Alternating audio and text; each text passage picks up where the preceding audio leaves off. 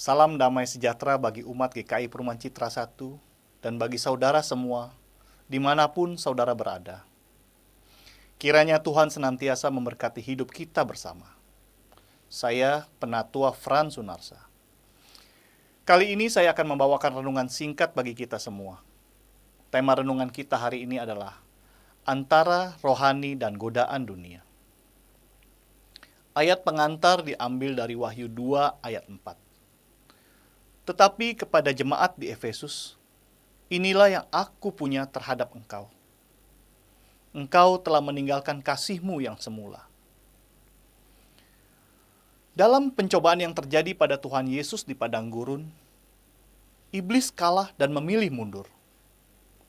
Namun, ada hal yang menarik pada kisah pencobaan tersebut.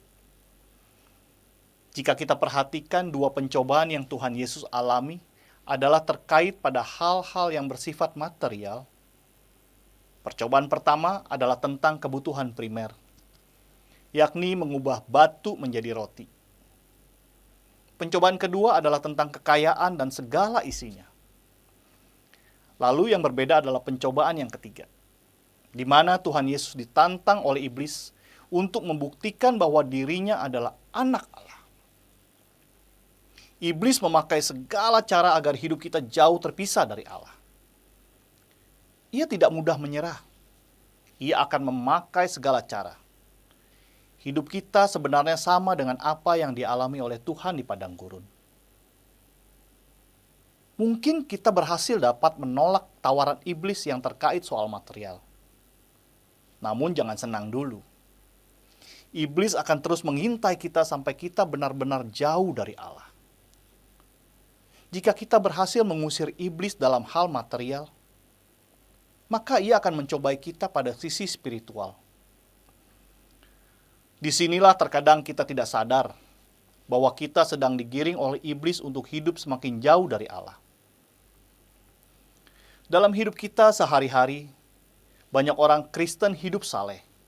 Artinya tidak mengejar harta atau tidak terjerumus dalam pergaulan buruk, dan tidak tergoda oleh kemewahan atau popularitas.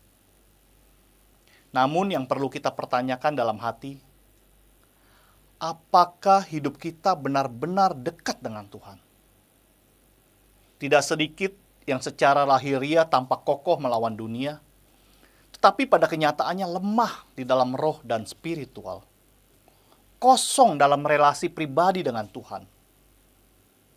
Kalau sudah begitu, apa yang biasanya muncul dalam diri kita? Biasanya yang muncul adalah sikap merasa diri paling benar. Risih jika ada orang yang melebihi dirinya. Tidak suka diberikan masukan. Cenderung menganggap remeh hal-hal yang seharusnya tidak dianggap remeh. Bekerja atau melayani dengan asal. Hanya cari gampang dan menolak proses. Tidak kritis dalam mengolah pikiran dan pendapat, serta suka abai dalam menjalankan tugasnya. Inilah yang dialami juga oleh jemaat di Efesus. Mereka gigih, sabar, bahkan membenci kejahatan. Tetapi mereka kehilangan kasih yang semula. Kehidupan mereka kering. Mereka menjalani iman sebagai kewajiban, bukan relasi yang intim dengan Kristus.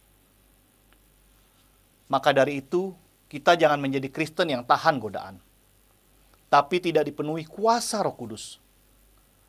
Rajinlah memeriksa diri kita sendiri. Lihat sampai ke dalamnya.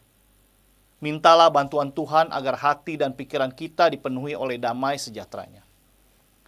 Sehingga kita tidak menjadi seorang Kristen yang hanya menjaga penampilan luar, melainkan menjadi seorang Kristen yang selalu membutuhkan firman Tuhan sebagai kebutuhan hidup sehari-hari, yang mau dituntun dan diajar olehnya. Demikianlah renungan bagi kita semua.